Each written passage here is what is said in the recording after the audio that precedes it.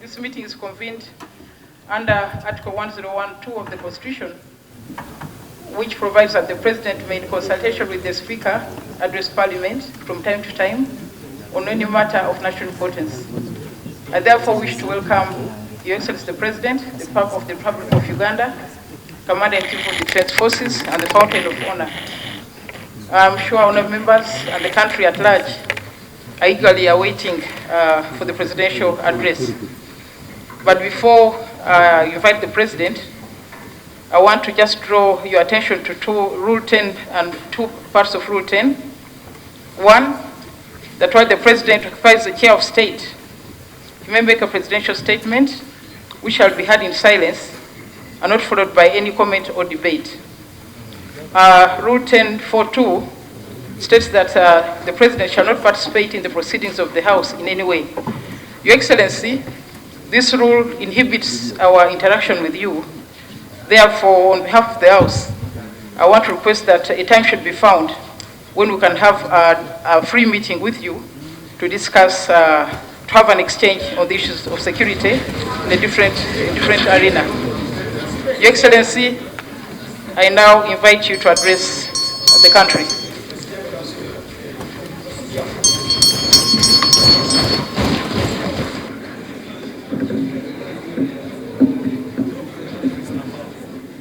The Right Honourable Speaker of Parliament, the Right Honourable Prime Minister, the Right Honourable Deputy Prime Ministers, Honourable Ministers, the Right Honourable Leader of the Opposition, Honourable Members of Parliament, ladies and gentlemen. Right Honourable Speaker, I have got a very good meeting hall at Entebbe, Government State House, so you are welcome, all of you, to that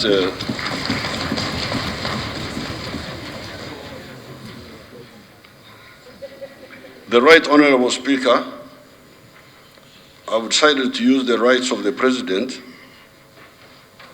under Article 101, Clause 2 of the 1995 Constitution of the Republic of Uganda to address Parliament. I'm exercising this right in order to sensitize the members of Parliament and the public about defeating challenges of insecurity. In the early years of the NRM government, I visited the area of Busoga. It could have been Luuka. As part of the entertainment for me, one of the dance groups performed an Emandwa dance. The Basoga, we are calling that dance the Baswezi dance. Emandwa were spiritual mediums that people in a large part of the Great Lakes worshipped and appealed to convey their supplications to Ruhanga Nyamuhanga or Katondo Wobutonzi or Rubanga in Luo, which all means God, the Creator. The spirit mediums were not God themselves. They were intermediaries between the people and God. What is interesting is that these spirit mediums were originally human beings. The dance I witnessed in Luuka was called Baswezi, danced by the Basoga. This would be Bachwezi in Uganda, Bunyoro, Toro, Ankole, Karagwe, Bukoba. The last two are in Tanzania, and even Eastern Congo. I have not checked as to whether it spread to Rwanda beyond the Mtara region, which was part of Mpororo, Nkore, before colonialism or not. These were generations of people that had succeeded in bringing stability to this part of the Great Lakes. Excavations at Ntutsi and Bigobya Mjenyi, these are in Zimbabwe, have shown that those sites were being used by these people between 900 AD and 1500 AD. Dr. Sutton John of the British Archaeological Society in 1998 revealed that there were huge settlements at those sites by 900 AD to 1500 AD. The names of these Bachwezi that stand out are Wamala, Mugasha, whom the Baganda call Mukasa, Mulindwa, Ndahura, or Ndaura as they in Uganda, Kagoro, Isimbwa or Simbwa, Chomia. That name of Chomia, I find it in Busoga mainly. According to the oral history of this area, it seemed that these people had succeeded in uniting under one kingdom much of present-day Uganda.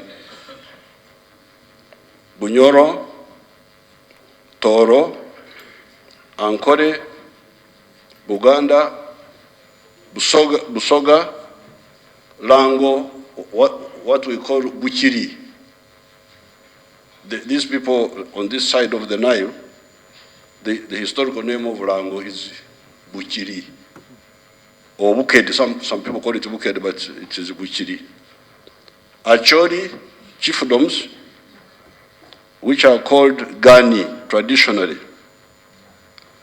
Buhaya, Karagwe in Tanzania, Rwanda, and the Hema chiefdoms of Eastern Congo, Bunya.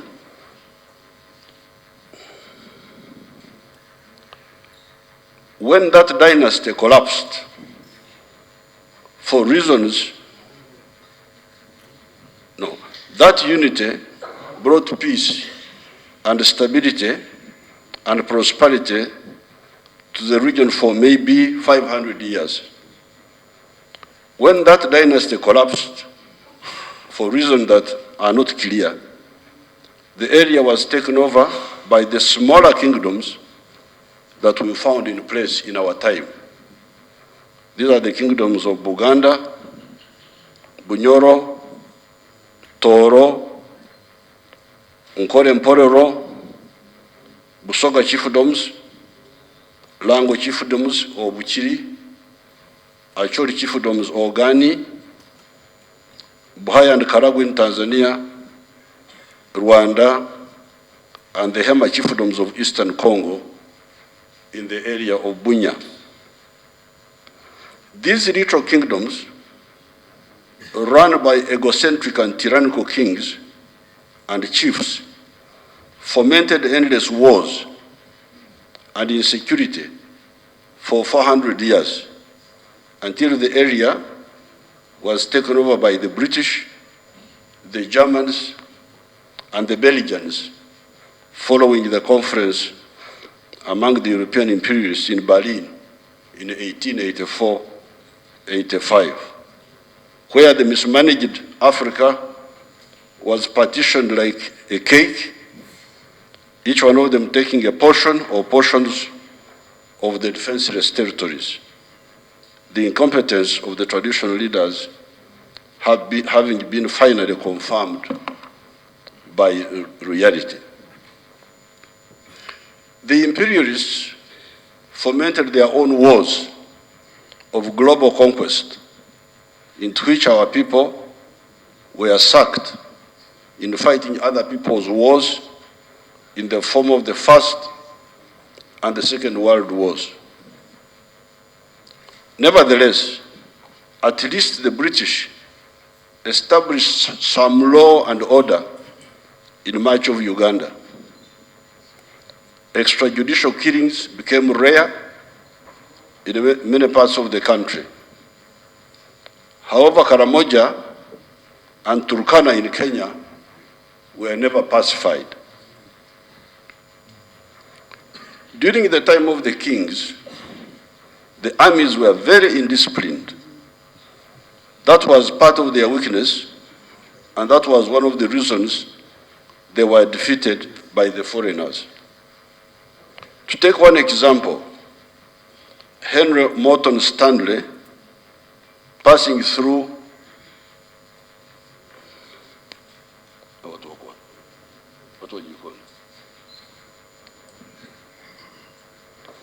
Henry Morton Stanley, passing through the Bunya area of Congo in 1889, wrote as follows of the Kabalega army.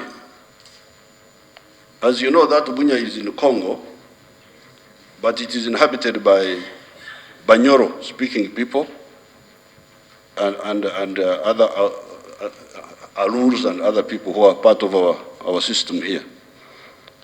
So this is what Stanley wrote in 1889 when he passed through that area. In quotes, "We have formed a confederacy on the plateau embracing all the region from the Ituri River to the Nyanza." Nyanza is, of course, he was not able to pronounce these things properly, but Nyanza means Nyanja, in Runyoro, Nyanja, meaning Lake Albert. He's talking about Lake Albert. They formed, embracing all the regions from the Ituri River to the Nyanza, for protection granted them against the marauding Balega. Balega is the name we give Congolese. We, the indigenous people of this area, traditionally we call the people of Congo Balega.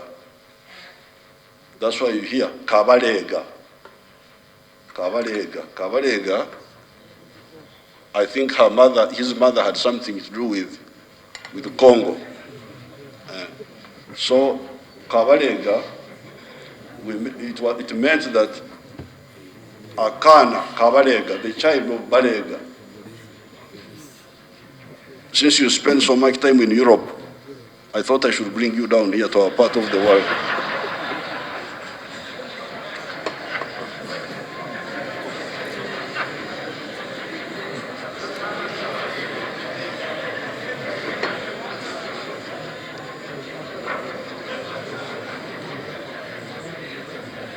So to go back to the quotation of Stanley, we have formed a confederacy on the plateau embracing all the region from the Ituri River to the Nyanza. Nyanza is Lake Albert. But this is on the Congo side, it's not on the Uganda side, on the side of Bunya. For protection granted them against marauding Balega of the mountains. These Balega in this case were the Lendu. The Lendu. If you go to Zombo, some of these Lendus are there, and they are part of the Zombo. But they are mainly in Congo. Balega of the mountains, and Warusura. Warusura.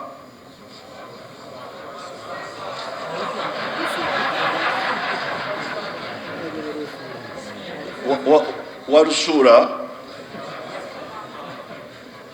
No, I'm just reading the way they wrote.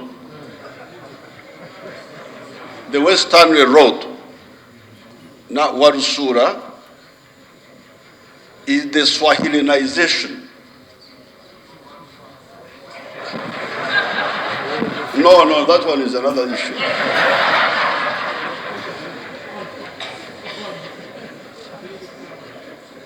The Warusura is the Swahili, because Stanley was moving around with the Swahili people from Zanzibar. He was moving with people from Zanzibar. So they were writing in Swahili. So Warusura means Barusura. Barusura, which was the army of Kabarega. That's what the army of the Banyoro was called. It was called Abarusura. Now it's not there, it's just, we have got UPDF, we don't have. So, Morodinj Balega, who are the Rendu of the mountains, and the Warusura of Kaba Rega. The chiefs agree to supply us with contributions of grain and cattle, and to surrender the government of the country into my hands, into the hands of Stanley, to raise fighting men whenever ordered, and to assist me in invading Unyoro should retaliation for invasion of their soil by the Warusura render it necessary. End of quotes. This portion is found on page 147 of Stanley's book entitled In the Darkest Africa, Volume 2. I will make another quotation.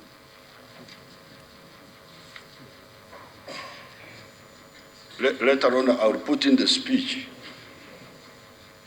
another quotation which is interesting.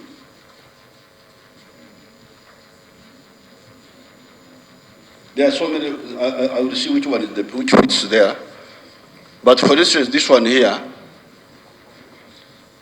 the British invaded Bunyoro Kitara to control resources of the kingdom. We shall see evidence in the records of the agents of Britain who massacred large numbers of Banyoro.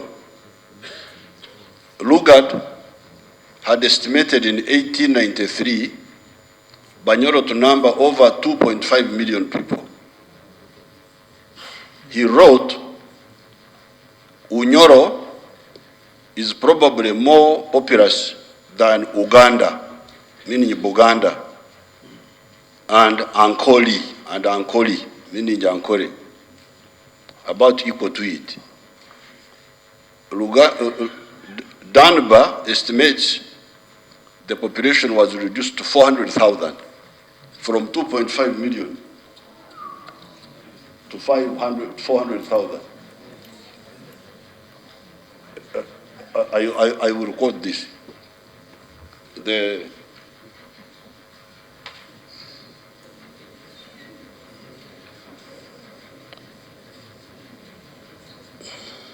When Uganda, so the point I'm making here is that this part of yours, this part called Uganda, has had a lot of problems. First of all, we had the chiefs fighting among themselves. That one I quoted, and very indisciplined. You see how in the other quotation, the Stanley is jubilating because the tribes, the Banyoro tribes on the Congo side, have joined him to fight Kabarega, because Kabarega soldiers were always misbehaving, looting and so on and so forth. That's what the quotation is saying. The Barusura were because of indiscipline, we are driving away the tribes who are actually Banyoro. They are Banyoro speakers, but because of indiscipline,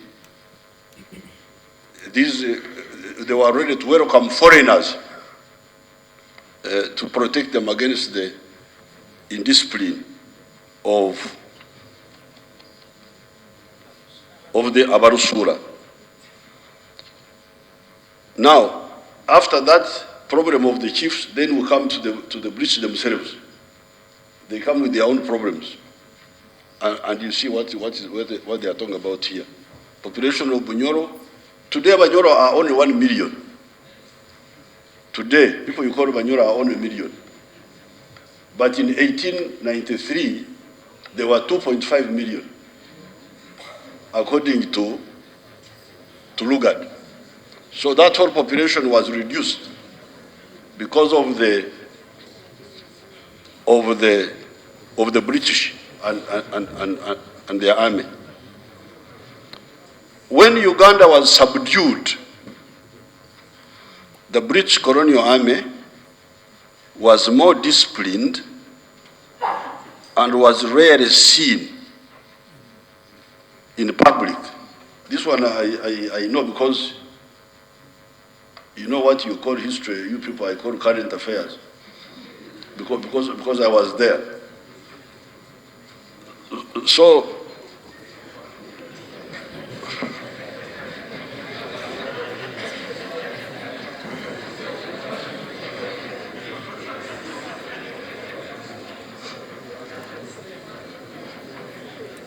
when Uganda was subdued, the British colonial army was more disciplined and was rarely seen in public, but it had a weak infrastructure of being mainly a tribal army of a few tribes.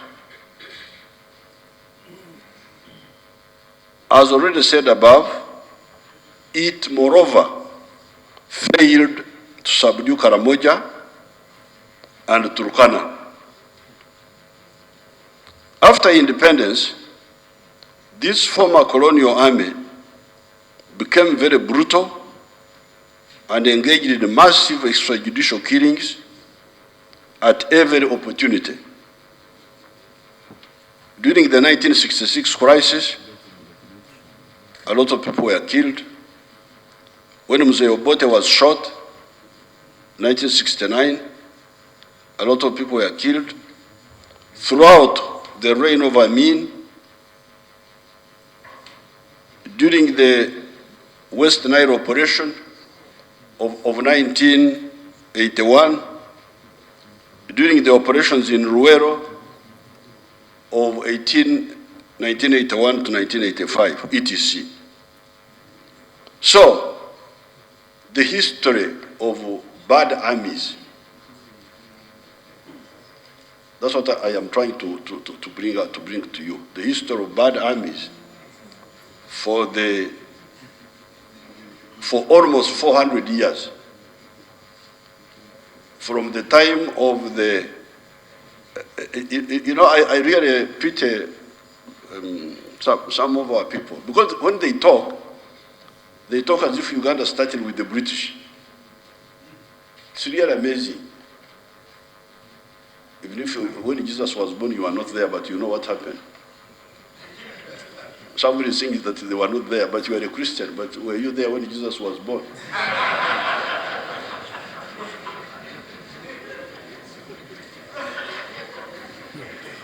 or when Muhammad was born, were you there? We belong to things even if we are not there. We inherit. We call it heritage. So there is the Christian heritage, there is the Islamic heritage, but there is also the Great Lakes heritage. We are people of this area from time immemorial, and we shall be here forever.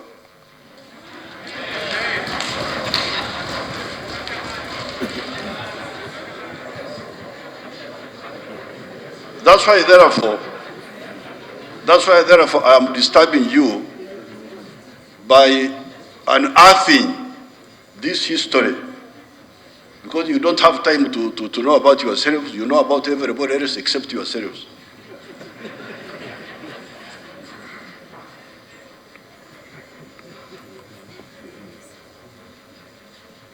That is why for NASA. So what I'm telling you all this to bring you to the present. That's why for NASA, the NRA, the National Resistance Army, the NRM, and the UPDF made it their core point to build a detribalized, disciplined, and ideological national army.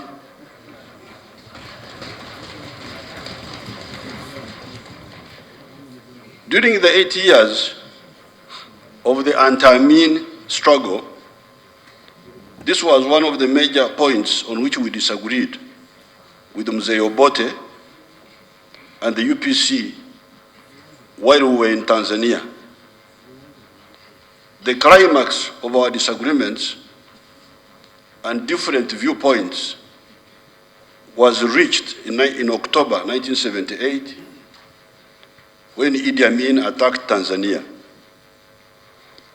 At that time, the UPC had a force of about 1,000 people at Kigwa in Tabora, Tanzania, remnants of the 1972 anti-Amin debacle. There was that invasion in which I also took part of 1972, which was defeated. Now, these 1,000 mainly Achoris who were at Tabora were remnants of that force of 1972.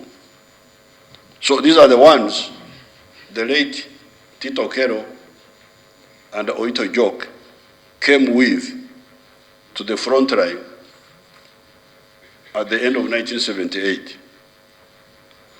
On our side, we had a group of 28 cadres whom I had spent 2 years training at Montepuez, Mozambique, plus a few individuals we had trained earlier, including Ahmed Seguya, who had been part of the 1972 group that we had trained in farm number 17 in Nachingwea, Tanzania. These were trained for us by Frelimo of Mozambique with the permission of Mwalimu Nyerere.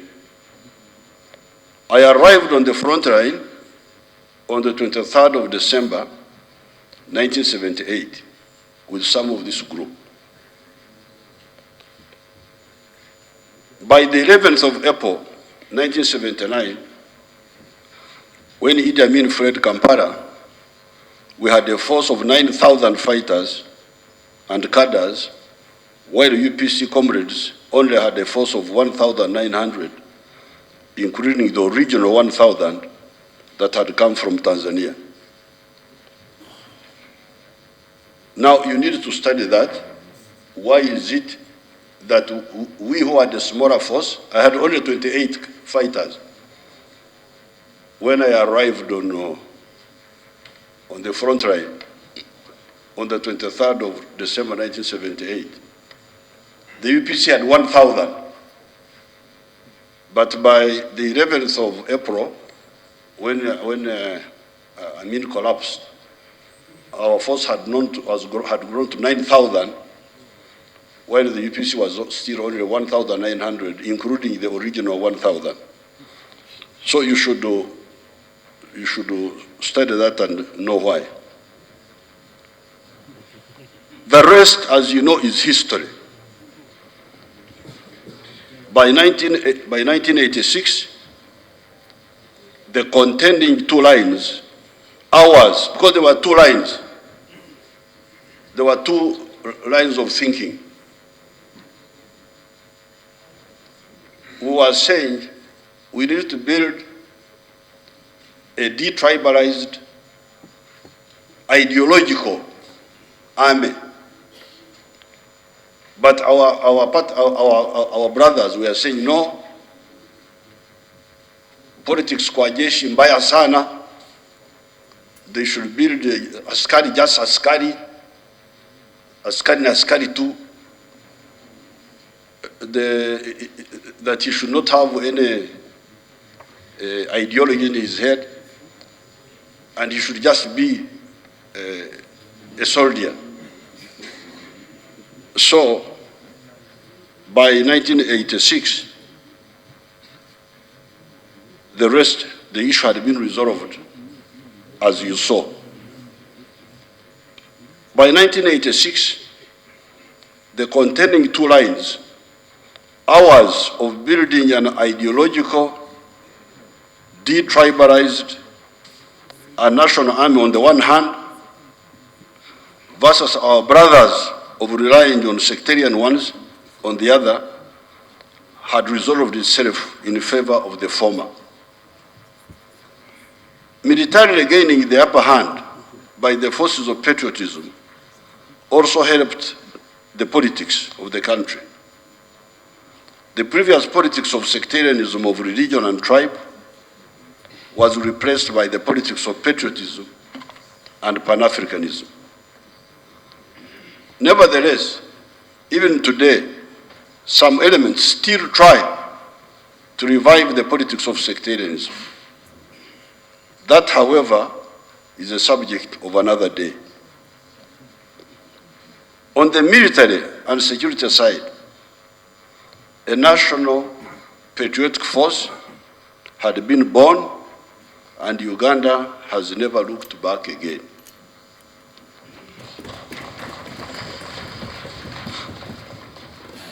Having an ideologically patriotic, Pan-Africanist and transformational army different from the Barusura of Kabarega or Abamboa of Mutesa I, or Enyena of Ntare 5 of Ankole, or the King's African Rifles of the British, or the Uganda Army and the UNLA of post-independence, only solved the problems of ideology and composition of the National Defense Force. So, what did we solve in 1986? We solved the problem of how should the army be composed. Should it be composed democratically by recruiting from all parts, all the districts, equitably, or should we recruit it the way it was recruited before? That one was resolved. You see for yourselves. The other day I was in Ajumani, and the children there were complaining that they could not fulfill their quota because they had each district has got a quota. When there's recruitment, each district must bring so many people. But when I went to Ajumani, the children there were complaining that when they were checked, the blood, many were found with hepatitis, and they were not admitted, so they couldn't fill their quota. That's what they were talking. That's what they were complaining about. Then I said, you look for the ones who don't have hepatitis until you fulfill your quota. So, by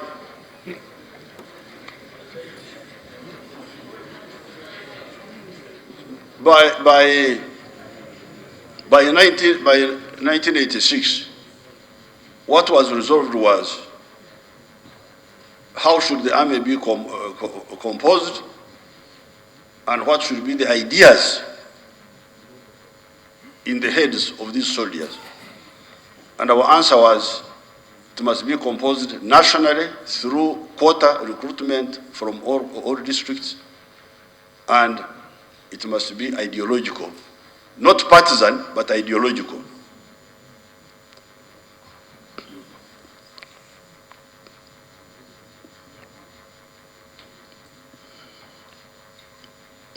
It could not, by itself, solve the problem of the professional and technical competencies of this new force.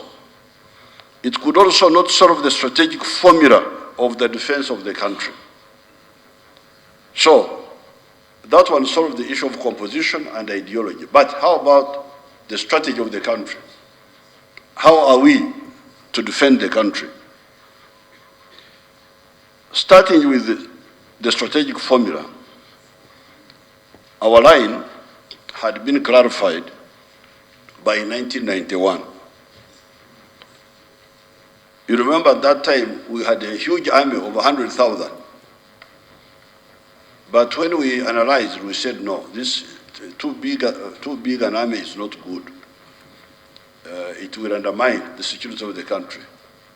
So you remember, those who are old enough, but even the young ones would have heard about it, that we decided to reduce the army from 100,000 to only 40,000 that time. And we laid off a big number of soldiers. They were not happy. They were not happy, but we had to put our foot down and say, no, too many human beings are not good for the defense of the country. And I will show you why. I will show you why.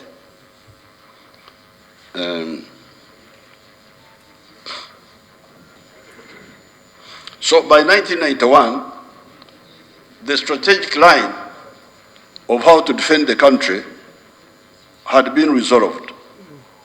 The strategic formula for the defense of the country was to have a small standing army that is very well equipped, backed by a large reserve of local defense units, LDUs, vigilantes, arrow boys, crime preventers,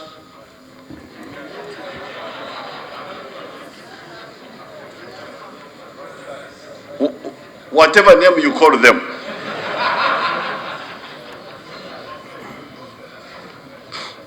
These are Ugandans between the age of 18 and the age of 65 years. Because I checked with the Director of Legal Affairs in the Army today, before I came to give the speech, I said, in order to belong to the LDUs, how old should I be? He told me you must be 18 years, otherwise you will be a minor. And I said, how old should I be? Apparently, these army people did not put the... So I decided to put the one who's 65 myself, assuming that maybe beyond 65, he may not be able to run very well. So, the reserve is comprised of this large number of these people. These are Ugandans between the age of 18 and the age maybe of 65 that in peacetime have military training but continue with their normal economic or professional activities.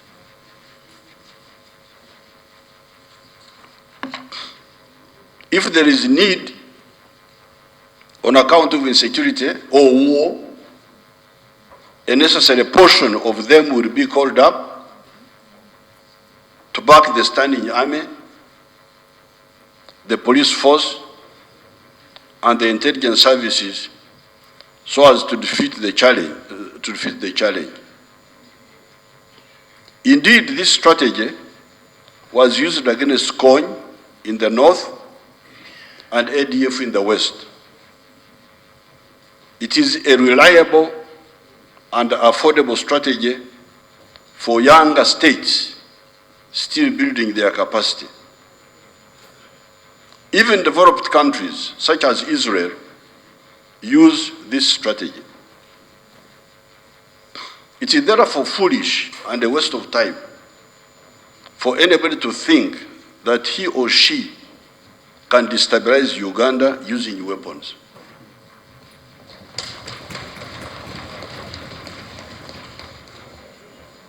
We have an all-weather capacity to prevail in any war of aggression against us, any terrorist campaign against the country, or any crime wave. Since, however, calling up of manpower from the reserve involves spending more money on security and away from development, we are always hesitant to use this method of calling up the reserves. Human beings are more expensive to maintain compared to machines.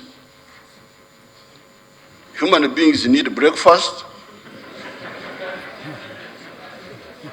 they need lunch, supper, and some tea at intervals.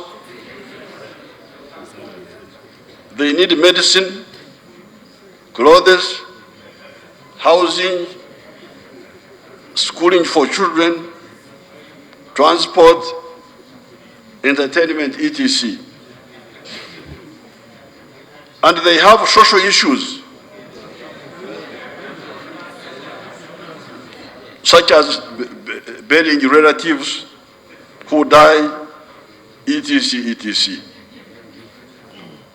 The machines, on the other hand, apart from the capital costs of buying them and some maintenance costs, they only make demands on the system when you use them. So a human being, whether you use him or not, he will be eating. Even if there is no war, the fellow must eat. But for the machine, you can pack it, you only use it when you switch it on. The machines only make demands on the system when you use them, driving them, flying them if they are planes, firing them if they are guns. You can even oil them and pack them until you need them. You can have the equipment, you oil it, you wrap it, and you store it. You only get it out when you want to use it, so that you don't spend anything on it other than the original cost of purchase. It is called snowballing them when you wrap it and you keep it. Since these machines are complicated, the crews to man them when there is need should be trained in advance. Such crews need a lot of time to train them to the required proficiency levels. Unlike the riflemen and the machine gunners, the more complex systems need long periods of training. Therefore, these crews always form part of the standing army. In more advanced countries, such as Israel, however, the reserve force also has these crews of the advanced systems. In our case, because of the budget, we cannot manage to have pilots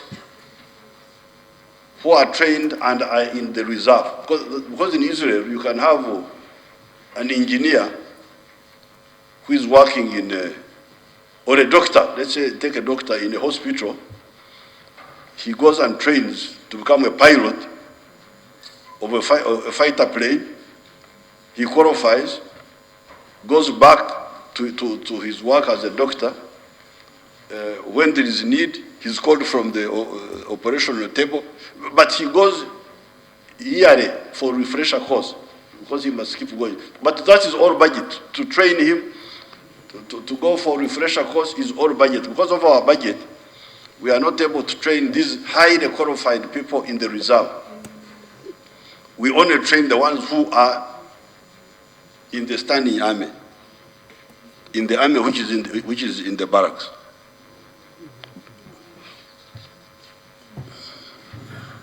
In our case, the limiting factor is the cost of training these crews.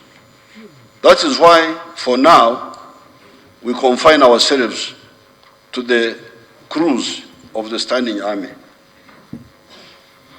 Apart from the technical crews, you also need a large number of officers and non-commissioned officers, sergeants, who can promptly exercise command within the more battalions, brigades, and divisions that would call up in case of need.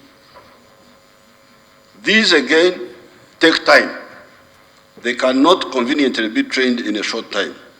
They should therefore be prepared before as part of the standing arrangement.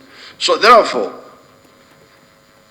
how we plan to defend your country, that's why you hear that we don't have United Nations to defend us. And we shall never have United Nations to defend us. We are not Kateyambas. Kateyambas are the disabled people.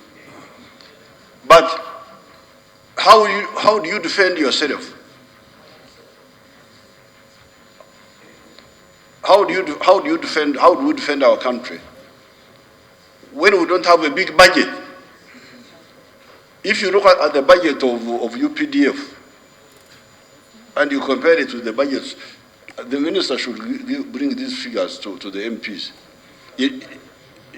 In dollar terms, it's not clarified. The total is well known. What is clarified is what you spend on.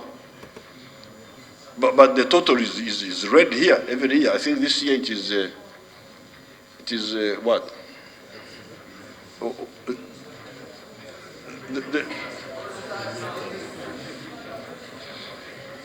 Now, if you take that money and you put it in dollar terms, and you compare it with the budget of other countries, you will be amazed. How can Uganda be able to have a strong army with such little money? They should get the figures and compare with other countries. You will see. But how did we do it? This is how we did it. We said, let's have a small army of well-educated people, because education is also a factor, of well-educated people, well-equipped, well-trained, but let us also have a large reserve of the groups I've mentioned here. In the past, we used to call it mchaka. You know, that time, mchaka. That was training our reserve. LDUs, vigilantes in Karamoja, crime preventers, border 2010, that's another.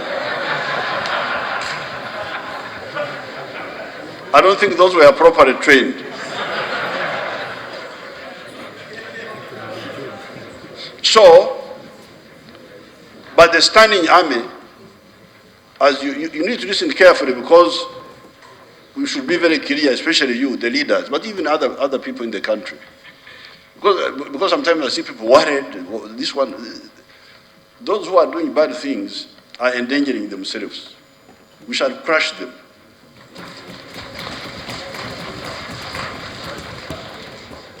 They have eyes, they can't see. They have ears, they can't hear. They don't know that they are playing with something very, very dangerous.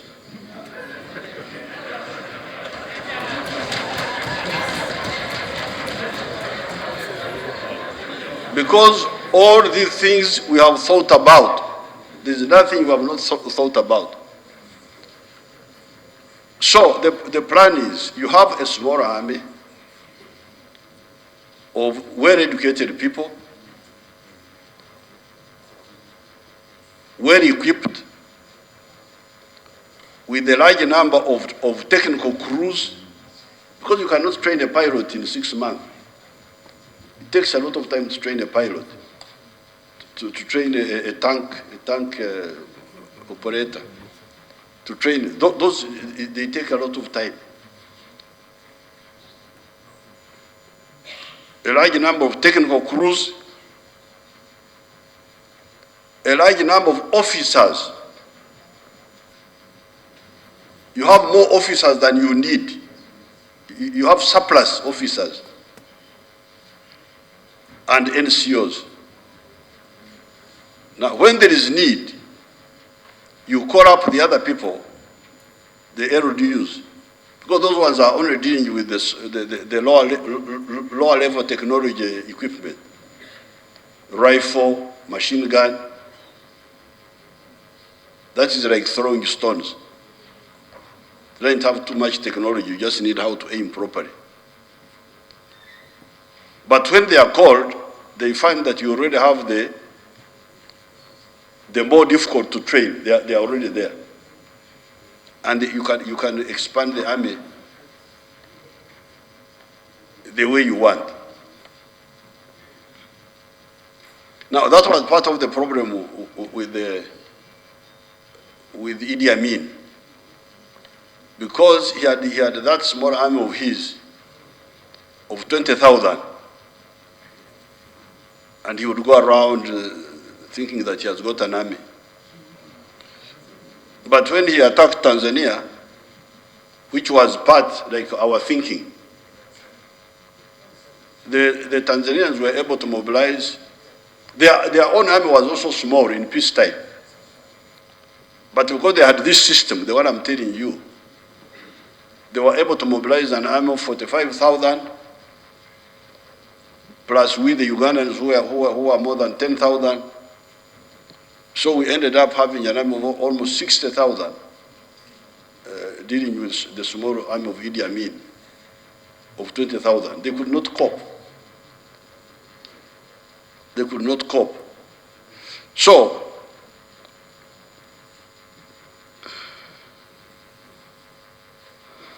having dealt with the strategic concept of a small standing army,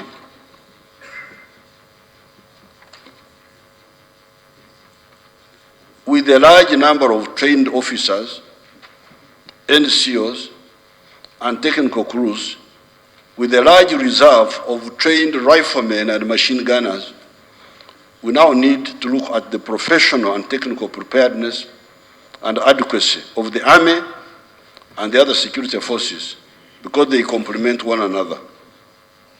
We must also look at the equipment and technology of these forces, especially the standing army, as well as the sister security forces, must develop capacity to cover the whole spectrum of threats in terms of skills and equipment. It is when there is an element in the whole spectrum that you have not dealt with that the country will experience a problem on account of that gap. On account of obvious reasons, I do not want to go into details in some of these subjects. I can, however, give one example. The Lakwena Konyi insurgency started in 1986, August 22nd, when they attacked battalion number 28 under Jet Mwebaze at Bibia. They were defeated. However, the insurgency, although not winning, dragged on until 2003, when they were totally defeated. In the 17 years of that insurgency, we had to neutralize whatever threat they deployed. Apart from the standard infantry weapons that we used to suppress them, we had to neutralize the threat of land mines. Because like in that case, in the fight, there's a coin, went to Sudan, got land mines. Oh, then he thought now, how will this NRA PDF solve the problem of land mines? If you can't drive from Guru to Pabo without being blown up by land mines, how would you manage? Are you not going to fail? So for them, they thought they had a big problem for us. Mines are the things you put in the ground and they blow you up, the bombs which are in the ground, which they plant on the roads. But fortunately, how did we solve that problem? By acquiring the mine-resistant mambas and buffaloes, as well as the chabe, mine detecting and demining traders. So what was our answer? So, oh, you have got mines from Bashir. Okay. We have an answer for you. So we went to, by that time South Africa had become free. So we bought these mambas which you see. That mamba has got a V-shaped bottom with a strong armor. Even if it steps on a landmine,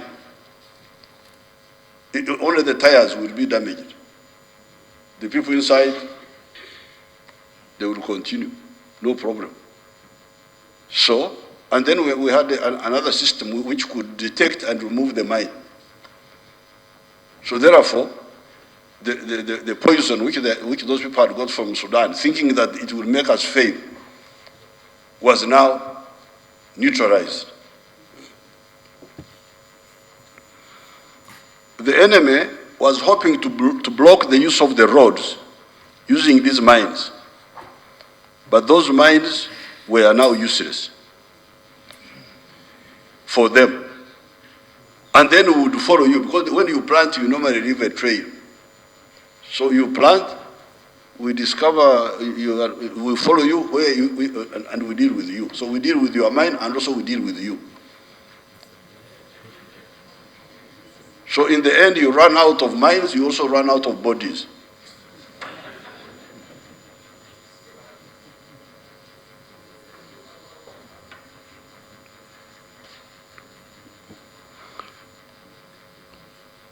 Lack of Air Force also caused the dragging on of that conflict. People walking on foot on behalf of the government were fighting other people walking on foot on behalf of the terrorists. That was another problem. The government had more manpower and guns, but the slow movement of those troops meant the fight was inconclusive and protracted. That is why we needed a fast-moving element in the equation, the Air Force, especially the gunships. The cabinet meeting in Gulu agreed to my proposal of cutting 23% from each ministry in terms of budget in order to start the building of the Air Force.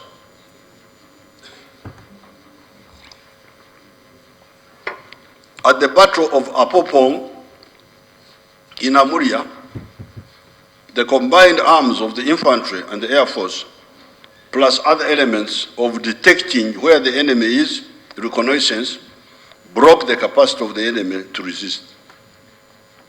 That was the end of the rural-based terrorism in northern Uganda. In the West, the ADF was finally defeated in 2007 in the Semlik National Park and the Kijura escarpment, where they had infiltrated from Congo. One of the additional elements here were the sharpshooting commandos that decimated ADF.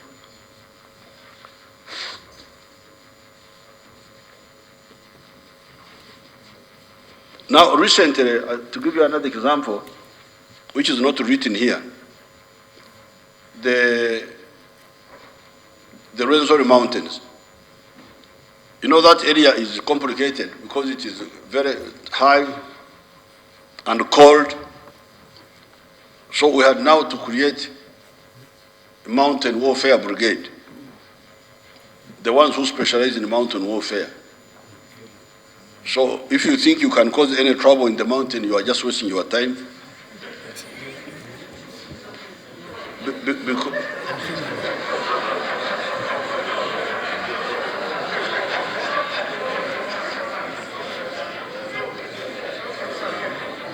Because we can deal with you quickly and decisively.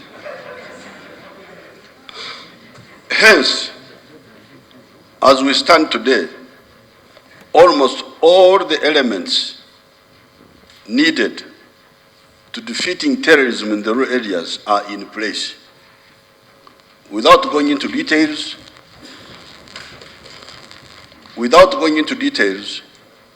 these involve detecting, locating, and destroying an organized group trying to fight guerrilla warfare in the forests, mountains, or bush quickly.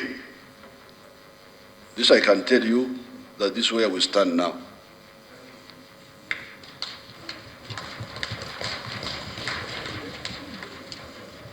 That's why you hear that ADF is in Congo, but they cannot enter here. They know the address of Uganda.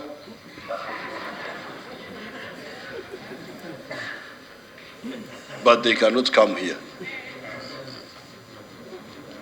That is why, since 2007,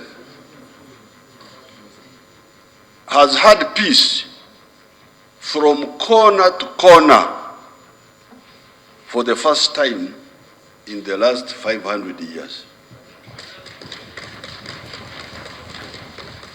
I have made this statement before, but because people are not serious, they don't listen to the words.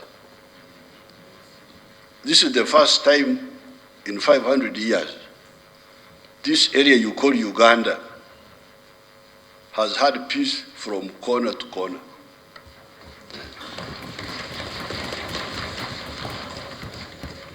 We never had peace during the time of the kings. We never had time during the time of the peace in the time of the British in the whole Uganda. Not after independence. Even under the NRM, that's what I'm saying, that from 2007. I'm not saying from 1986, because even after NRM we did not have peace in the whole country. It was only in 2007 when we defeated ADF, having defeated COI, having disarmed the cattle rustlers in Karamoja. That's for the first time in 500 years, and I'm standing here authoritatively.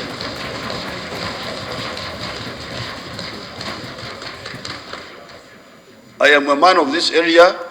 I'm not an immigrant from anywhere.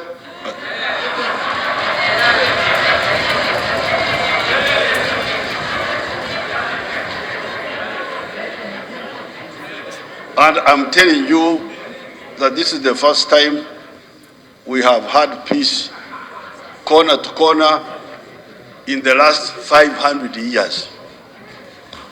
So people who are not serious really need to listen carefully.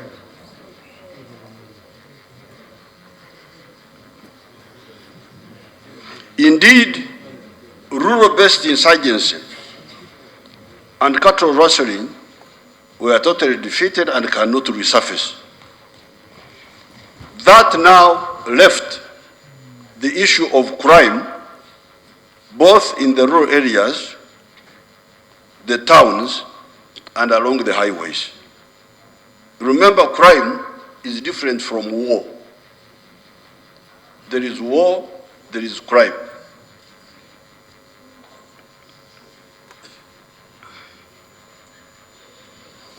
On account of slower pace of life in the rural areas, crime using the old police techniques is easy to detect. There are less cars and pikipikis in the rural areas. If cars and pikipikis are used in crime, they would have been hard if it was at night, or seen if it was during the day. With our ubiquitous means everywhere, something which is in many places. With our ubiquitous telephone network, the residents can contact the police. The police can then mount impromptu roadblocks and trap these killers. If the criminals move on foot, they can easily be traced by using police dogs and other techniques. If the police are alert and they work closely with the people that are aroused in terms of vigilance, rural crime is easy to stop. The more troublesome rural crime is the stealing of vanilla from the gardens, stealing of coffee from the gardens, stealing of bananas from the gardens, or stealing of cattle or goats. The canine unit of the police, the Minister of Internal Affairs should at some stage inform you, because you know God loves the human being so much. He gave us so many things to help us. One of the things that can help us are the dogs. Those dogs, I don't know how God created their noses. They can smell anything. So, I told the former Inspector General of Police to develop many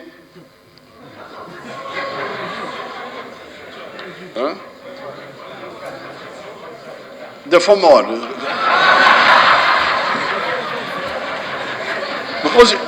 Because he was the one in charge that time. I told him to develop as many canine units as possible. The Minister of Internal Affairs should at some stage come and tell you how many they have now.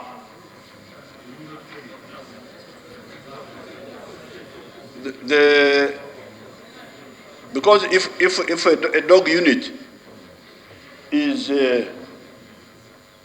even in a zone, the old zones of ours, you know, Arua for West Nile, Acholi, Lago, even if you have 1 or 2 units in each of those zones, that dog unit can help you, can help us.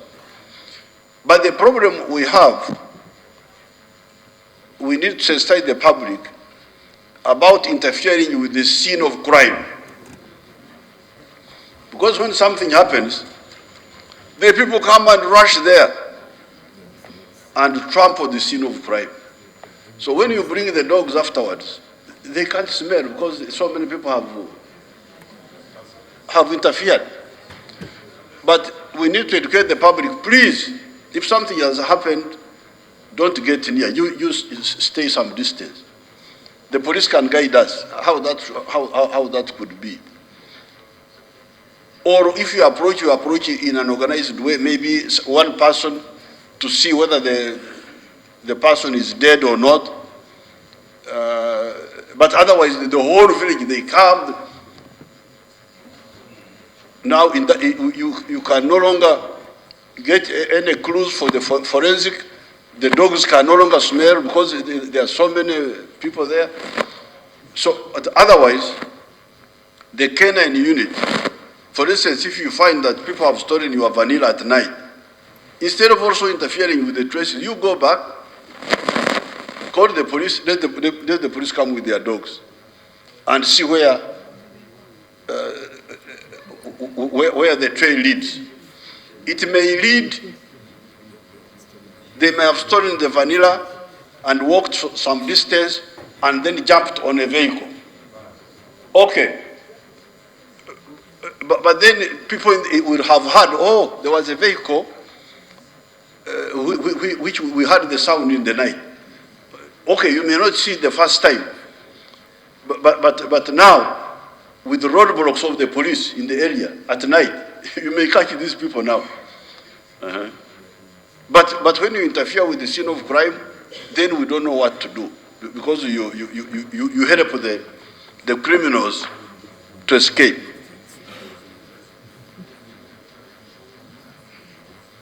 The rich farmers can, of course, use private security organizations.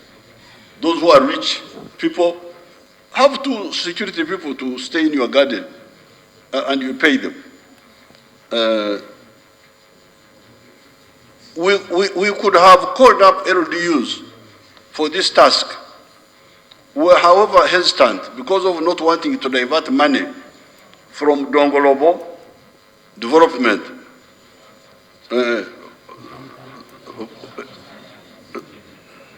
The Dongolobo, Ntunguka, development, Ntunguka, Nkulakulana, Apollo, in that is what we call it. In Lukubara we say, Anguzoza, Anguzoza. So, that's why we try not to corrupt. We try not to corrupt the, we can corrupt the LDUs, but that means you have to pay them, you have to feed them, you have to clothe them, and that's the money you could be using to do other things. That's why we are now we are trying to look for smarter solutions, as I will show you. Even in the towns and the highways, where there are more vehicles, more human beings, more pikipikis, more houses, alertness of the police and vigilance of the public would cope with crimes. If you analyze the recent murders, there are always clues either before or after that are sometimes not followed up by the concerned people. I will tell you one example. The women who are being killed in Entebbe. Women dying. Of course, initially I didn't follow because I knew the police were involved. But when it happened a number of times, I decided to go there. And I spoke with one of the women. The one who owned a building in front of which one of the girls who was killed had a kiosk. And then these young mothers, our daughters, you know, these young women like you people here, the ones in their 30s, 40s, like your groups here, which I'm seeing, because many of you are here.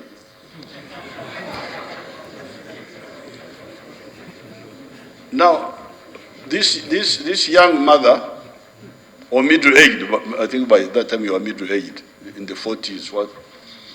This one said, as soon as I arrived there, I didn't even take long.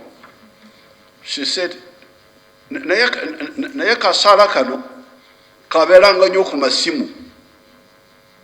That Sarah was the name of the girl who was killed. That she was always on the phones. She used to see her.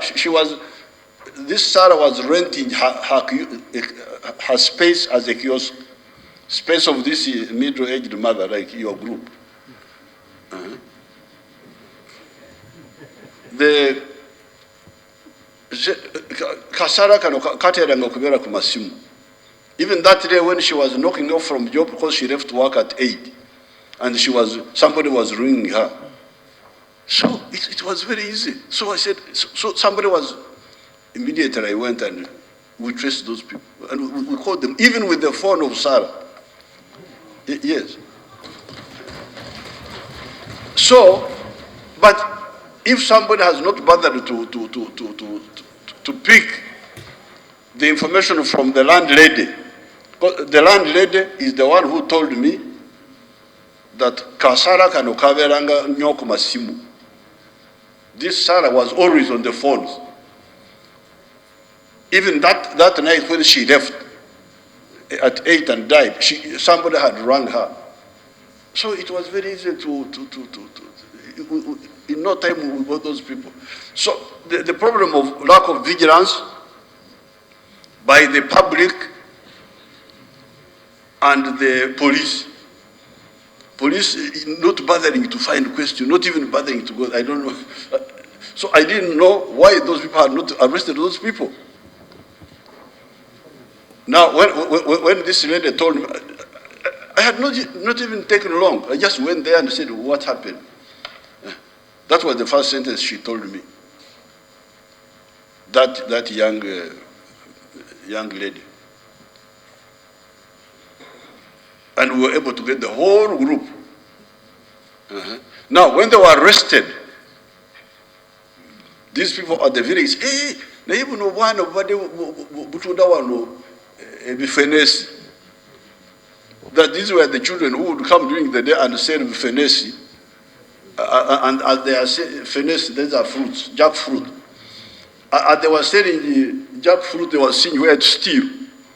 And very simple, just crude village thuggery, not even high level crime, but just lack of vigilance.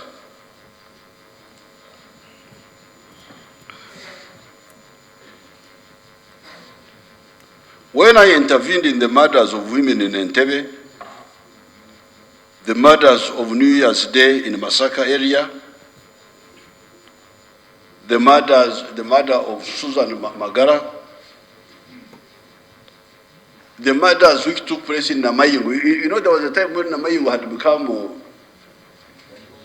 a no-go area. Namayingo, there was where Sheikh Daktur was killed, Muaya, Mayuge na Mayingo, both. Mayuge na Mayingo. Our LC3 chairperson of Namayingo, Tito Okero, it had become a terrorized area. I remember I was coming from Karamoja, and I went there. I just sat with a few people. Straight away you could see the clues, but nobody's.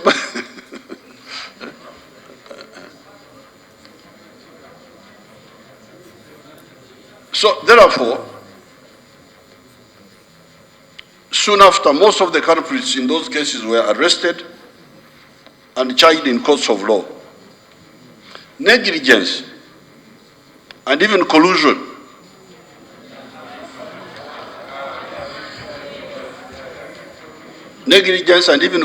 with the criminals by some elements in the security forces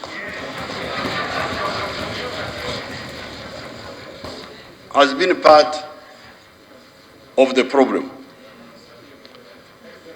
I had not directly involved myself in the fight against crime until the killing of Major Kigundu and AIGP Kawesi. I had assumed that the police force, which is now full of educated people, since our 1980 reforms, would handle crime, because our part of criticizing Idi Amin and the other governments was that these people have put people who are not educated in the army, in the police. That's why they are not doing their work. So, as soon as we had a chance to be in government, in 1980, when we were in that UNRF government, the first thing we did was to recruit graduates. This was the first time to recruit graduates for the police force. These Tinyefuzas, Jim Mwezi, Odomer, Katumba Wamara was not a graduate at that time, he graduated later.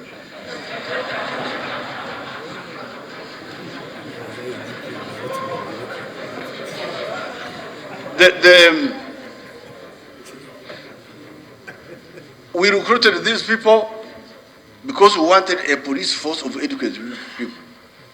You should come and get their CV. There are all, so many graduates there, educated people. I don't think you can join the police if you don't, even as a constable.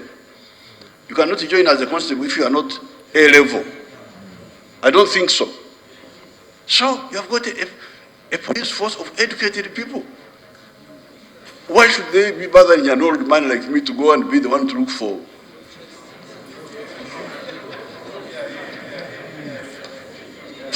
for criminals? So I had not directly involved myself in the fight against crime until the killing of, I had assumed the police force, which is now full of educated people, would handle the crime. However, with the earlier killings of the sheikhs, Mustafa Bahiga, Dr. Muaya, Jawat Madangu, Yusuf Sentamu, Chiria, Yunus Sentuga, etc., and John Kagezi, the killing of Chugund and Kawes provoked me into direct action. I came to the conclusion that just depending on the old police methods and the vigilance of the people are to be supplemented with technology to stop crime promptly instead of relying on protracted investigations. With the army, police, intelligence and prison service leaders, plus the subcommittees of the National Security Council, I have had intensive discussions resulting in conclusions in terms of what needs to be done, in terms of subduing undetected crimes which breed impunity in the country. There should be no undetected crimes after we have taken the following measures. Number one, fingerprinting all the guns in Uganda.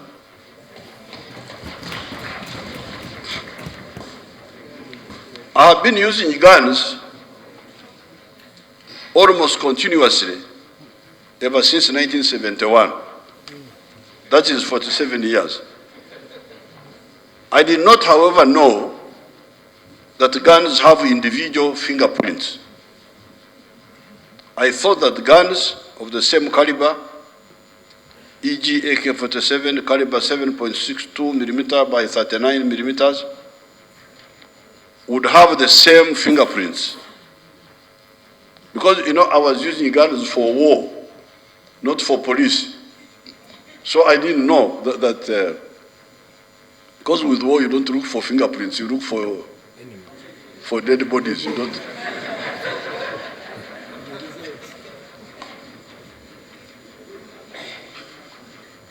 In my interaction with the police, however, a few months ago, they educated me that the cartridges, Ebshuku, the one,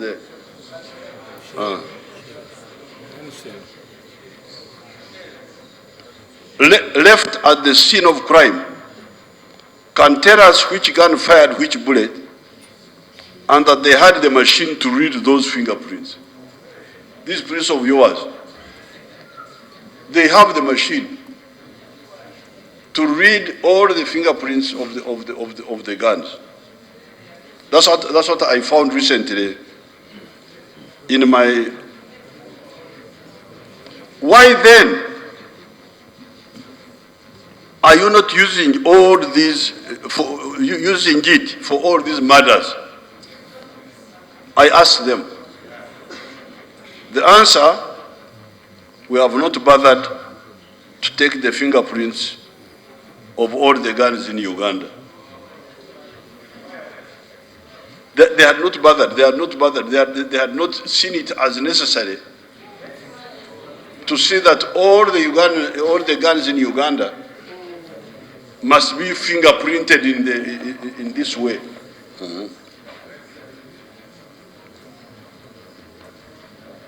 That was amazing, but true. I have now issued the order in the subcommittee of the National Security Council that all the guns must be fingerprinted by firing each gun a number of times in controlled conditions to capture the fingerprints of each one of them. That will mean that if any legal gun in Uganda is used, we shall know which gun was used, and since we know who is carrying which gun, we shall easily know the crime perpetrator.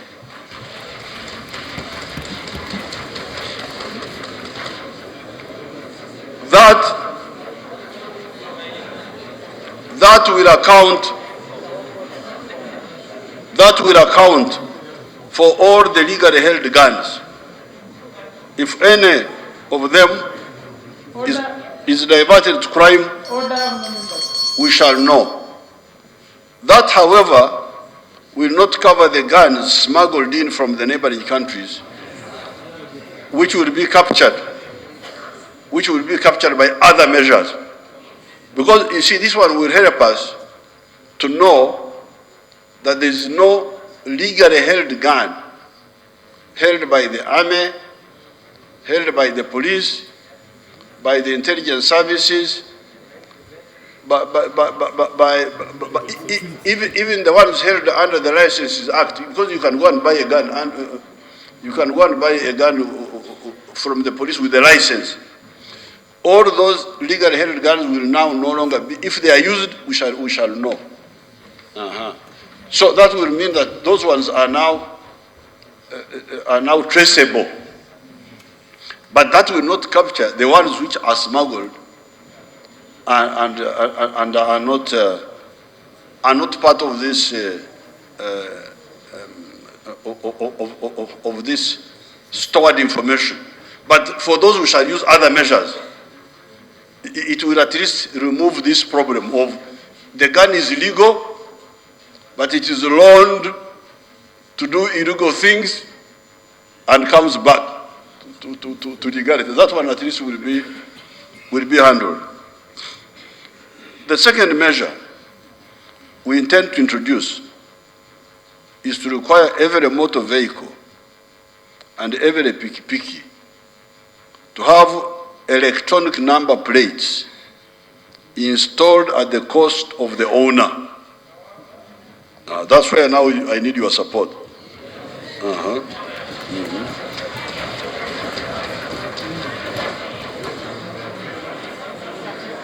This will enable us, because these number plates which are there now are just a joke. They are screwed on, unscrewed, thrown away. They have no meaning. So therefore, we want to introduce electronic number plates with an electronic signal in them.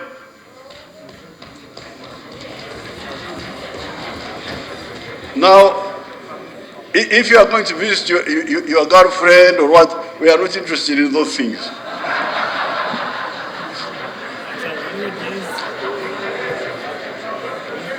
Because some people... Order members. Some people are worried. They are worried that if we can electronically trace you, then we shall know you are.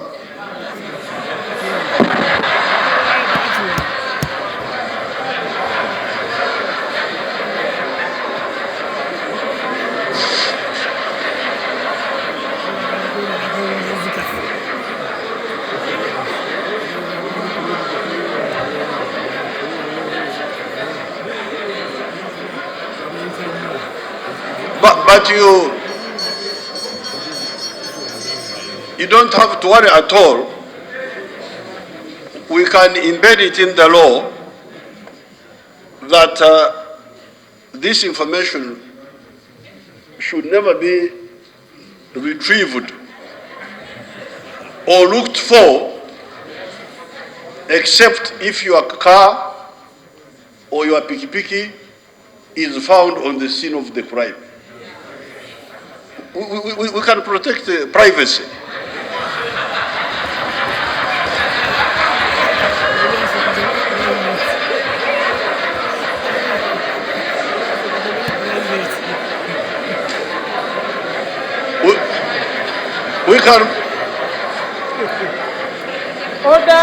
We can protect privacy.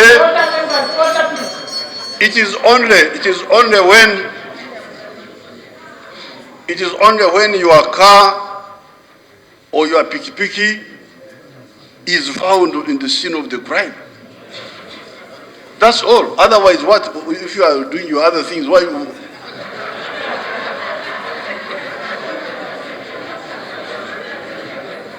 Why would anybody bother with you?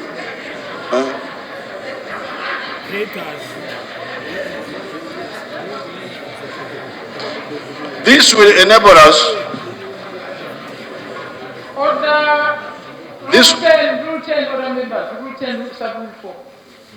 This will enable us to know which vehicles or pikipikis were in which area if a crime is committed in the different areas. The electronic gadget will be so tuned that if anybody tries to interfere with the number plates, the central monitoring system will be alerted and the registration will be cancelled, and then we shall go, because like in these cases, they bend the number plate. They bend it. They bend it. Either they remove it completely or they bend it. You can't read it. Yes. But this time, if you touch it, you try to run it, the central system will be alerted. Why are you trying to interfere with your... Why are you trying to interfere with the number plate? We come for you.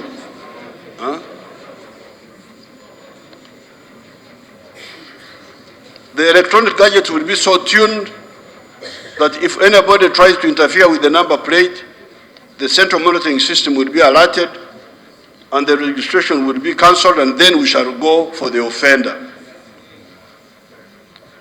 The police has already banned, this is number 3 now. The police has already banned the practice of people zooming along our roads with jacket hoods to hide their identity. You know, they have these jackets. You have my jacket, you bring my jacket.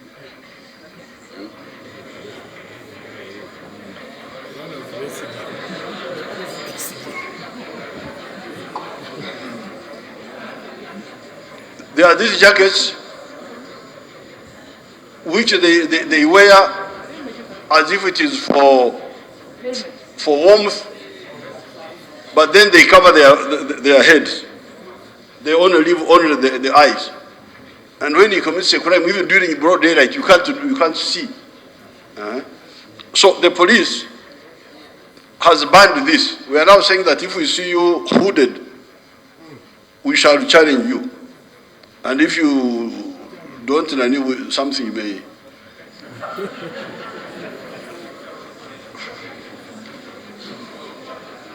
The police will challenge anybody covering himself in that way. How about the helmets then? Because if you say, okay, we have banned the jacket hoodie, but how about the helmets? Because the helmets also can cover your face and you are not seen properly. Should people ride pikipikis without helmets? Because the helmets also hide identity. No, we need the helmets. We, however, need new helmets with illuminated numbers both in front and at the back. Want these helmets to have numbers illuminated, the ones which can shine at night, so that you can see the number here at the back and the number in front.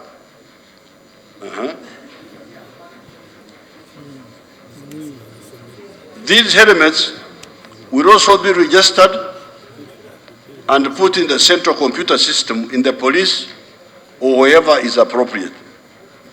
I want to persuade NEC, National Enterprise Corporation, and NSSF to partner with the private sector in manufacturing these number plates and helmets locally. I do not want to lose a lot of foreign exchange on account of helmets, number plates, etc. The Uganda Telecommunication Commission, no, the Uganda Telecommunications, UTL, is working on assembling and manufacturing mobile phones here. The same must be done for the TV sets, radios, electricity transformers, etc. These massively consumed items should not be imported, but should be made here.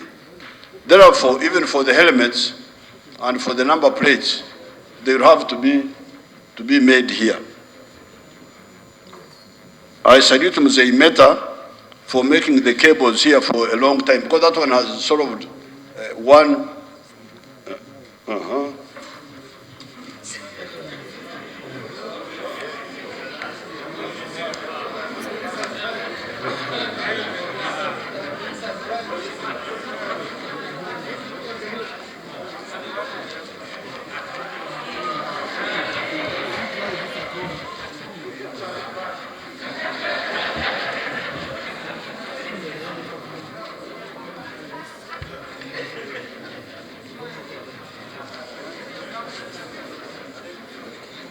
So that's how they confuse people.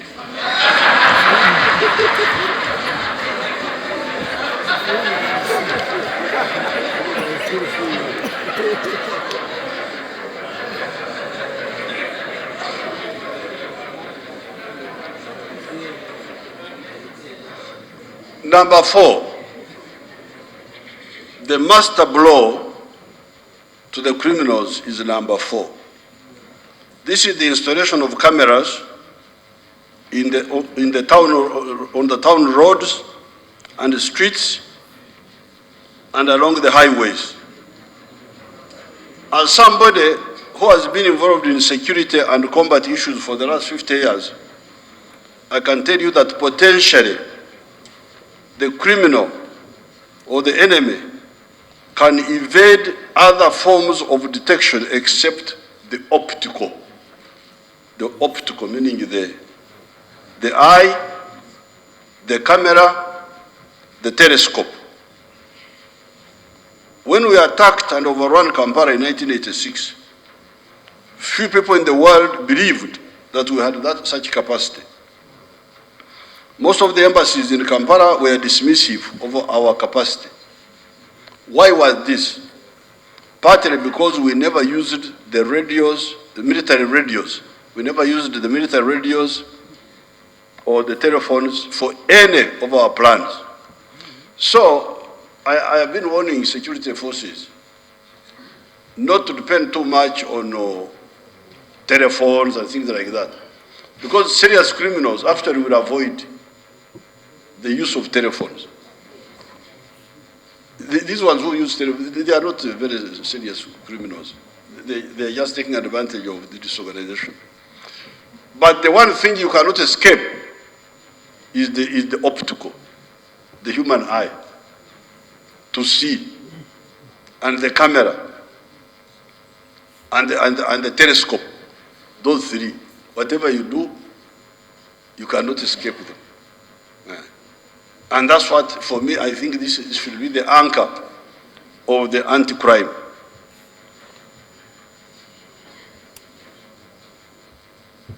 Therefore, our security forces should use our ears to listen for any clues, but should know that the eye is unbeatable and unflankable.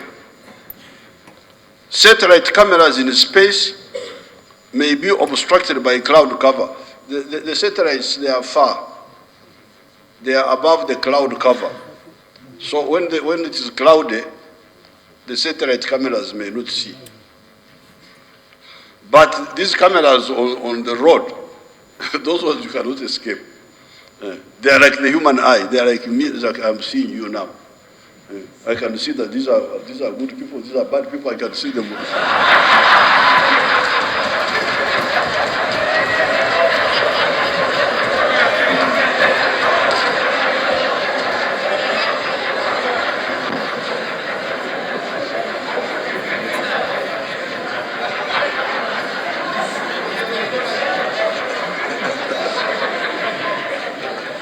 I can see that there is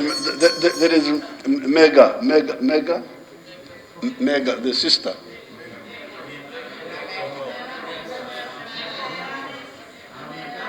Amina, that is Rangi. But Acholi, Lamera.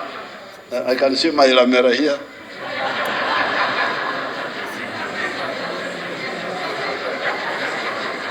Therefore, the eye.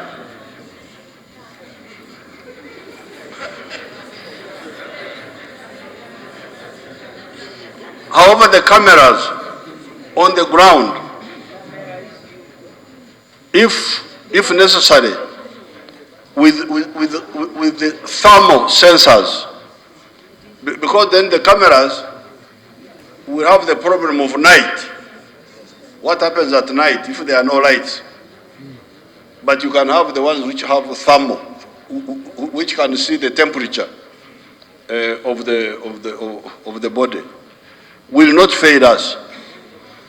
If the criminals try to play their childish games of covering their heads, now, of course, they may try to cover their heads when they are traveling. But the man in the command post will see, why is that one covering his head? And alert the police. There is somebody who is riding, covering his head, intercept him. It will be very easy.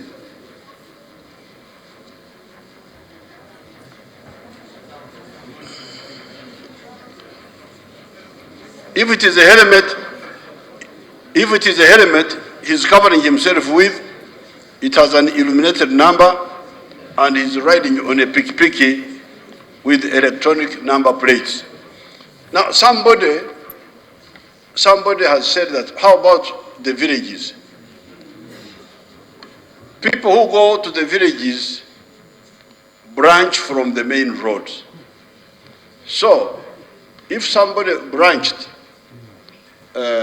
going to Chegere or those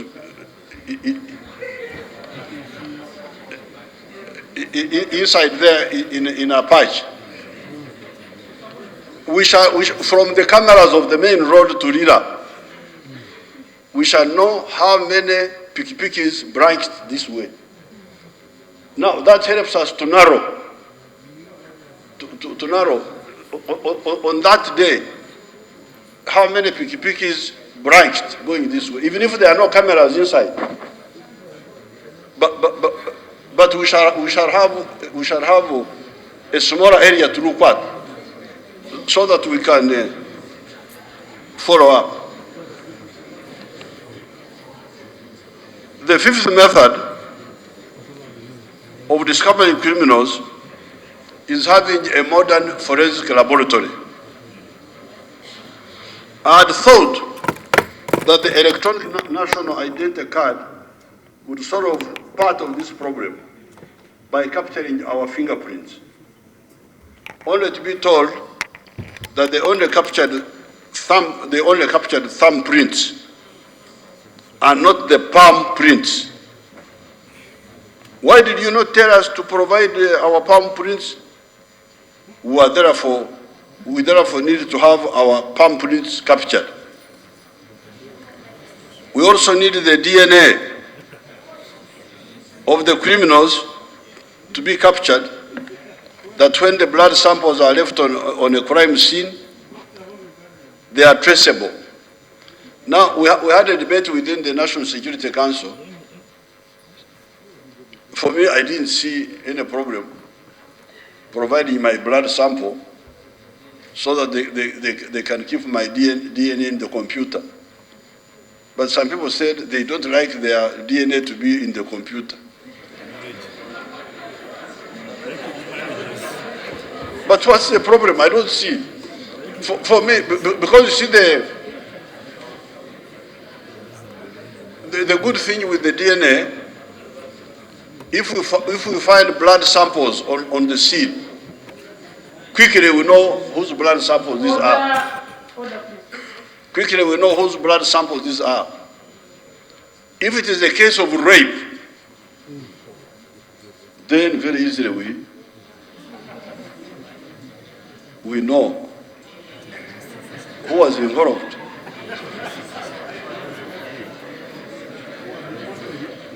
If Even sweat, we take a jacket like this one, it will be having sweat on it, we shall know who was sweating in this jacket.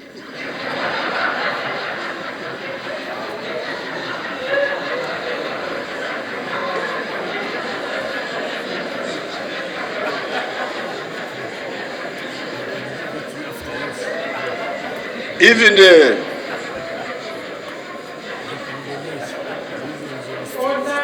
Order, please. even saliva, even the hair. So, really, if we want our country to be peaceful, I don't see what I fear to give my DNA to be stored. What are you fearing? What is it? Huh?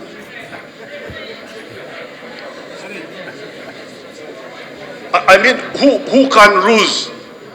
Who will lose if all our DNAs are stored centrally, so that if there is a problem, we find here, then we go for. Only the criminals are worried. Yes. So please, I appeal to you. I appeal to you to support me.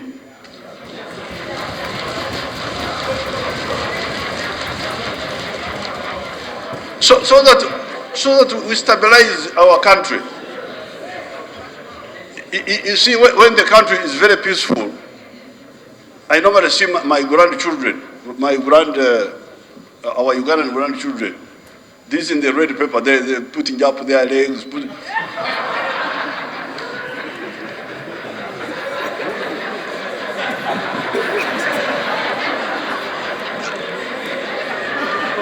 So, my wife is always very angry. Say, this is what? I say, you leave these children. We shall see how to guide them. But this is freedom. They are free.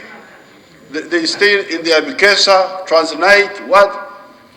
We shall guide them slowly to get out of gambling, to get out of this thing they are involved in. But there be peace. Be no crime. So please, let's do everything possible to endanger criminals.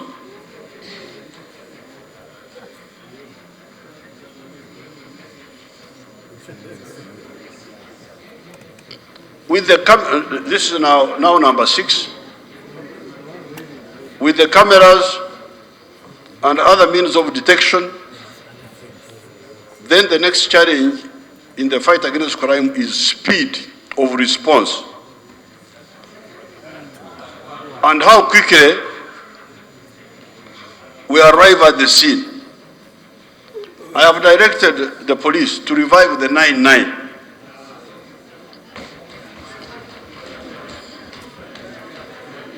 And the flying squad. Only that this time, the flying squad will really be a flying squad, not a crawling squad through heavy traffic, and you call it flying squad. How shall we make it a real flying squad? By providing it with UAVs. These UAVs are unmanned air vehicles, what you call drones. In addition to the pikipikis, to the cars, to the light helicopters, etc. These drones are very useful. You can be here in the Central Police Command Post. We are using them in the army, and they help us. You don't have to have people running all over the bush. You can stay in one place, and you send they call it a drone, but for us we call them UAVs, unmanned air vehicles. That's why we call them UAVs. And you just watch the whole forest from your warm, air-conditioned room. You don't have to have people wasting money with the dry ration, because you know when they go in the field, they want to go with food, they want to go with what?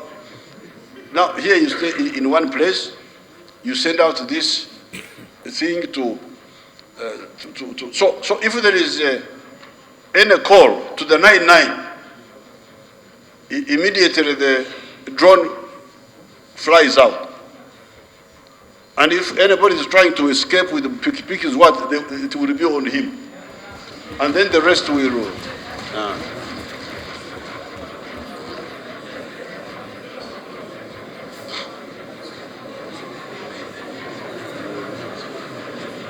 Number 7. Order, members. Number 7. While we use the UAVs to fight crime, the enemy can also use UAVs to promote crime. The Defense Committee has authorized 30 legal UAVs. This Defense Committee is chaired by the Commander of the Air Force. 131 UAVs have put in their application, and these applications are being analyzed. And 500 have been impounded because they were trying to enter the country illegally. Some people were trying to bring in UAVs illegally because they want to spy on people. I don't know what they want to do. Hence, these UAVs must be regulated. The responsible minister, I don't know who is the responsible minister. Is it the Minister of Transport? Is it the Minister of Defense? We shall have to see. Internal Affairs, I don't know who.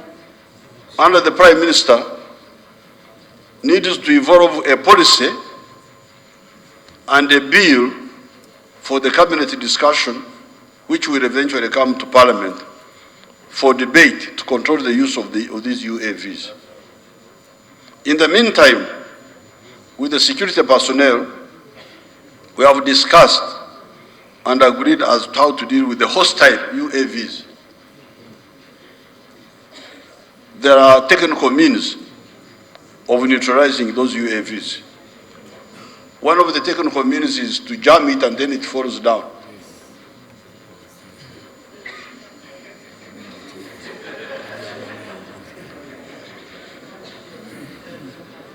The other one is to locate who sent it. Who sent this UAV?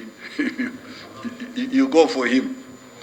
These are the smaller ones which fly at a low level. The big ones which fly in the airspace, those are seen by the radar. The radar can see them. The radar of the Air Force. So those, if they are big ones, we can shoot them down with the Air Force planes or missiles. So these are not a problem. They will be handled. They are just a nuisance. They will be handled, and we shall use them properly to enhance security.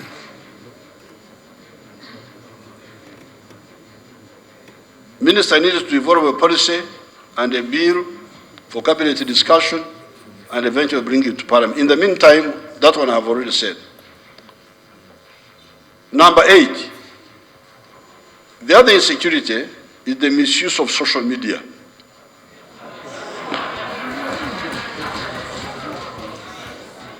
Criminals use the social media to threaten violence and spread lies and cause panic. We are going to acquire capacity on top of what the Uganda Communication Commission already has to quickly locate the criminal without interfering with the other honest users. Why do you hide your identity if you are a genuine person who thinks he or she is right? You are hiding your identity because you are a liar. We shall expose you. Yes, we shall get you. We shall get you. Of course, we can also block, but we don't want to block I don't want to block because our grandchildren are using them. So we just need to go for the jigger. When the jigger enters your foot, you don't cut the whole foot. No, you just go for the jigger, you push.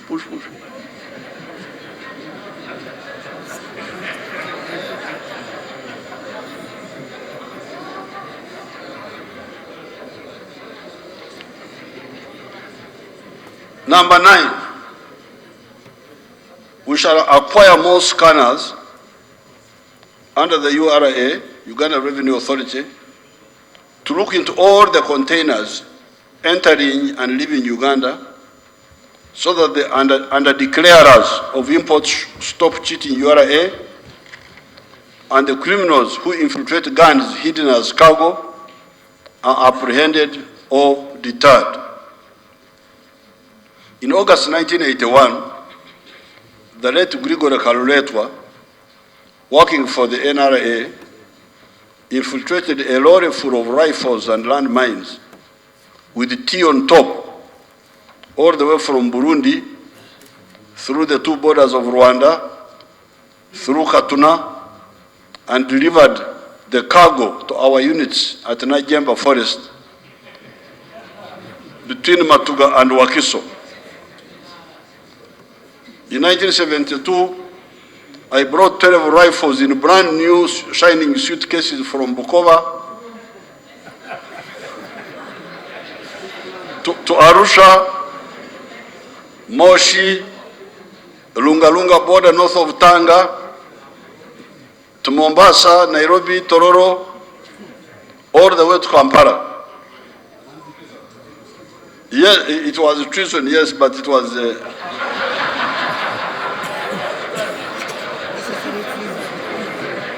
It was legitimate treason.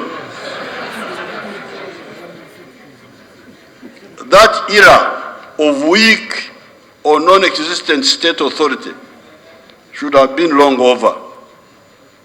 The scanners we have are not enough. URA already has some scanners, but we need more.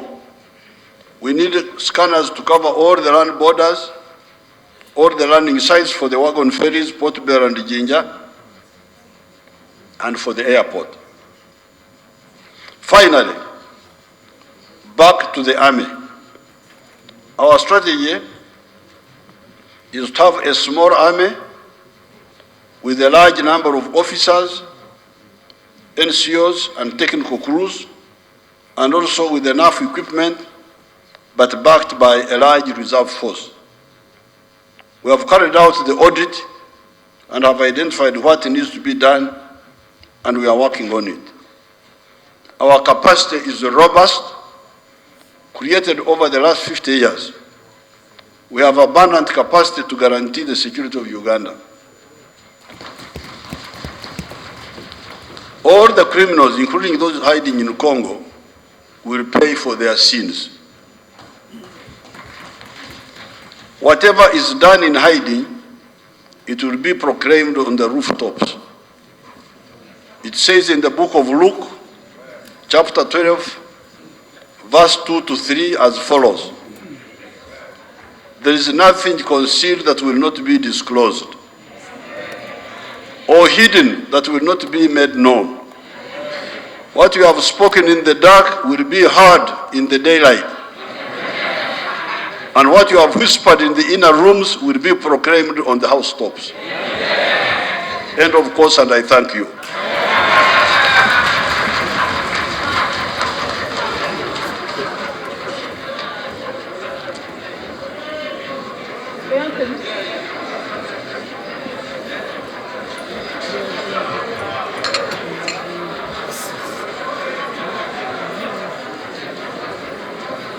Item number 6, anthems in reverse order.